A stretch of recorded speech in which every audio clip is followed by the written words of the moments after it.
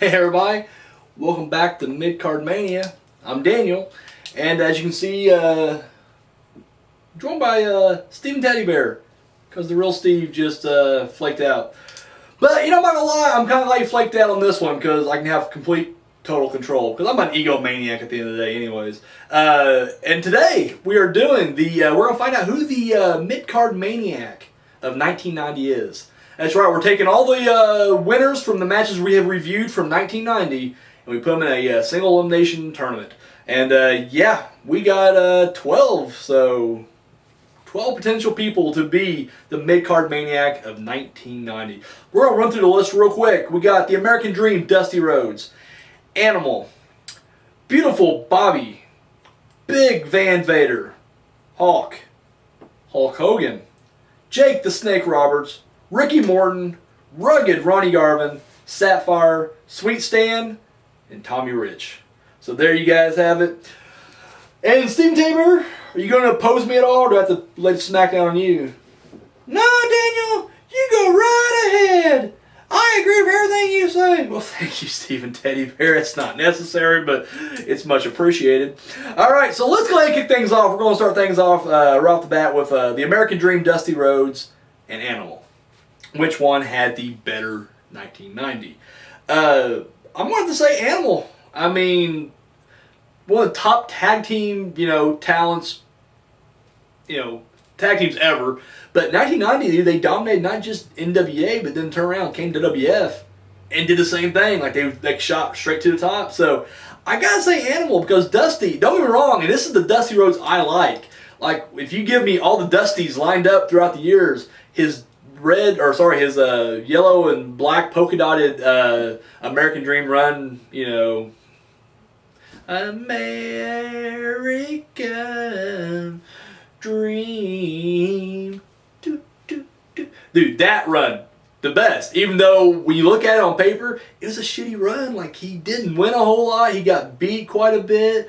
That is probably the only match he ever won as far as the pay-per-view goes. So, and I could be wrong. If I'm wrong, correct me. I don't give a shit. But no, I mean, so he won this in a mixed tag match of all things, and he didn't even pick up the win. It was his old lady Sapphire. I'm going Animal. Animal moves on to round 2. So there you go.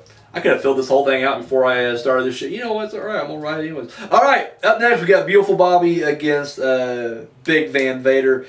I want to go... I'll stop clicking this. I was told that one video I clicked this thing way too much and people were getting annoyed by it. So I'm sorry. Last time I'm clicking right there. I want to throw Vader up there higher. I really do. And once again, I didn't keep up. Like I just know from what I've watched. And once again, I saw him squash Z-Man. And I know he goes on to do great things. But from what I saw of Beautiful Bobby, he had gold. Like he actually won, or co-won the U.S. tag title. So I gotta go Beautiful Bobby on this one. I know they sound like an upset, but my gut's telling me go with Bobby. So I'm going Beautiful Bobby on that one. Beautiful Bobby Eaton. So yeah, Vader knocked out as well.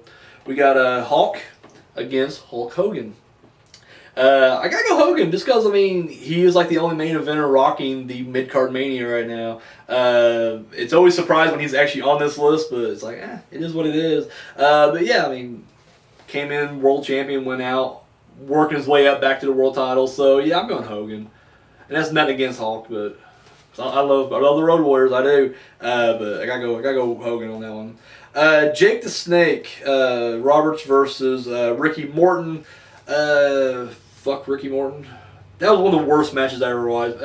Roberts, he had a pretty good feud with $1 Million Man early on. He did, once again, qualifying for this thing, he had kind of a throwaway feud with, Bad News Brown, which was kind of unsatisfying in its end.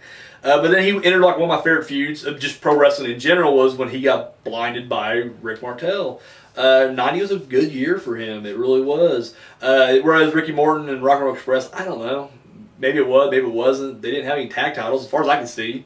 And once again, they weren't even a full unit. He was teamed up with Tommy Rich. So, yeah, I'm going Roberts on that one. So, yes, moving right along now. Rugged Ronnie Garvin going up against Sapphire. Sweet Sapphire. I gotta go Ronnie Garvin. I love Garvin. That's what he did. Once again, especially during his, I mean, I know it wasn't his best run, the rugged run in WWF, but Sapphire wasn't doing anything. She was in one match and she won, and it was a comedy clown show of a match. Rugged Ronnie Garvin actually had a submission match against Greg Valentine, which was, I guess it kind of has buffoonery at times, but in the end, more legit match, and he won it. So yeah, I'm going Rugged Ronnie on that one. Rugged Ronnie moves on. And then we got finally Sweet Stan going up against Tommy Rich. I'm going Sweet Stan for the same reason I went Bobby Eaton earlier. I mean, he actually won some tag gold. Tommy Rich, I don't know much about Tommy Rich, I'll be honest with you. It's funny, he's a name I always read, like in the almanacs or online. I didn't know what the guy looked like. I maybe seen a picture long ago. For some reason, every time I saw Tommy Rich, in my mind, I just kind of envisioned like a second-rate Red Rooster. And you can make the argument that the Red Rooster is second-rate already, and that's the point. This guy just seemed like a generic, rednecky Southern wrestler, a dime a dozen, Tracy Smothers, or, you know, I don't know, throw someone up, like one of the Armstrong boys, like younger ones, I don't care. Steve Armstrong, he was one of the Southern boys, right? Just any of those guys, just mix and match. And it just felt that way with the Rock and Roll Express. Like literally, Robert Gibson's in there, like, let's throw Tommy Rich in there. No one's going to know the difference. And I didn't. Sweet Stan goes over him. So there we go. Moving on to round 2 now. You're still agreeing with me, right? Oh, Daniel, you know I agree with you. You the man. Give me some of that. Yeah. Alrighty. We got Animal versus Beautiful Bobby. Even though, see, I don't know, I can't remember if Animal had any tag gold on his way out. I'm not clicking, I'm just hitting the loose part. I'll stop. I'm going Animal. Going Animal. Animal going to the semifinals. That was a tough one for me. But yeah, I'll go Animal. Beautiful Bobby, you made it far enough. You beat Vader, so. Hulk Hogan versus Jake the Snake Roberts. I mean, how can I not go Hogan in all seriousness? I mean, it's the fucking Hulkster. Rugged Ronnie Garvin against Sweet Stan. So I feel like I should let Stan win, but I don't know, man. I just feel like Garvin, I mean, I love the match. I love the submission match. I mean, I know it's like the only thing he's got going for him in 1990. I think he went to, I could be wrong if I am, correct me. Didn't he go to AWA after this? Like after he left WWF, he went to AWA? I'm going to go Rugged Ronnie on that one. Alright, so here we are. Now, Rugged Ronnie is getting a bye to the finals. So he's already in the finals here. So up next, we got Animal versus Hulk Hogan. See, I kind of feel like bad, like Hogan's just dominating the mid. This is what he did last year.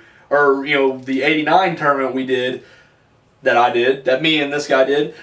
Because it was just like, no one's opposing him. Like, who's going to oppose him? Nobody. He's already main evented. You know what? I'm stopping the trend right there. Animal moves on. Animal moves on to the finals. And our final showdown here, Animal versus Rugged Ronnie Garvin. I have to go Animal. That's weird, I know, but I'm going Animal. Like, Rugged Ronnie Garvin, like, he was, you know, he mid-carded there, but then I don't know where he was at in AWA, but let's face it, in the 90s, AWA was not really what it used to be. Animal, top of his, tag division both times, like, he left on top. Even if he didn't have the tag titles, he was still considered, like, be one half of the most, powerful tag team of all time. And, yeah, I gotta go, because I think the Hart Foundation were tag champions at the time. At the time of this. So yeah, I'm going Animal. So there you have it, guys. Animal is your last click. I had to unclick it. Animal is your Mid-Card Maniac of 1990.